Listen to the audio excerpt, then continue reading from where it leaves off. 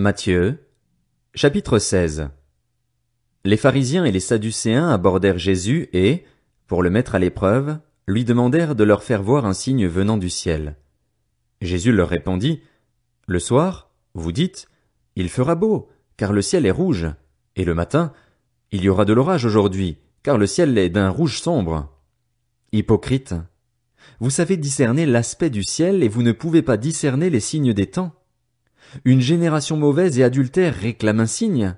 Il ne lui sera pas donné d'autre signe que celui de Jonas, le prophète. » Puis il les quitta et s'en alla.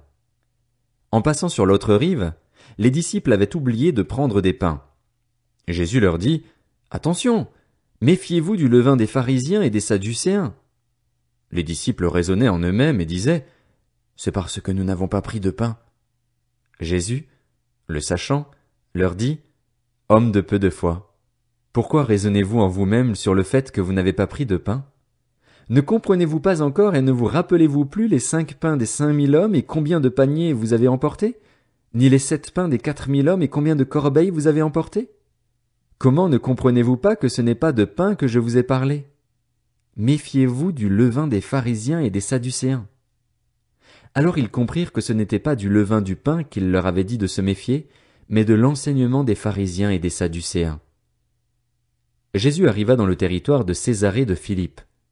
Il demanda à ses disciples, « Qui suis-je, d'après les hommes, moi le Fils de l'homme ?» Ils répondirent, « Les uns disent que tu es Jean-Baptiste, les autres, Élie, les autres, Jérémie ou l'un des prophètes. Et d'après vous, qui suis-je ?» leur dit-il. Simon-Pierre répondit, « Tu es le Messie, le Fils du Dieu vivant. » Jésus reprit la parole et lui dit, « Tu es heureux, Simon, fils de Jonas, car ce n'est pas une pensée humaine qui t'a révélé cela, mais c'est mon Père céleste. Et moi, je te dis que tu es Pierre et que sur ce rocher je construirai mon église, et les portes du séjour des morts ne l'emporteront pas sur elle. Je te donnerai les clés du royaume des cieux.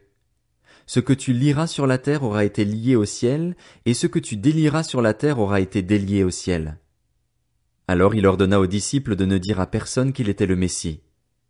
Dès ce moment, Jésus commença à montrer à ses disciples qu'ils devaient aller à Jérusalem, beaucoup souffrir de la part des anciens, des chefs des prêtres et des spécialistes de la loi, être mis à mort et ressusciter le 3e jour. Alors Pierre le prit à part et se mit à le reprendre en disant, « Que Dieu t'en garde, Seigneur, cela ne t'arrivera pas. » Mais Jésus se retourna et dit à Pierre, « Arrière, Satan, tu es un piège pour moi, car tes pensées ne sont pas les pensées de Dieu, mais celles des hommes. » Alors Jésus dit à ses disciples, « Si quelqu'un veut être mon disciple, qu'il renonce à lui-même, qu'il se charge de sa croix et qu'il me suive. En effet, celui qui voudra sauver sa vie la perdra, mais celui qui la perdra à cause de moi la retrouvera. Que servira-t-il à un homme de gagner le monde entier s'il perd son âme? Ou que pourra donner un homme en échange de son âme? En effet, le Fils de l'homme va venir dans la gloire de son Père, avec ses anges, et alors il traitera chacun conformément à sa manière d'agir.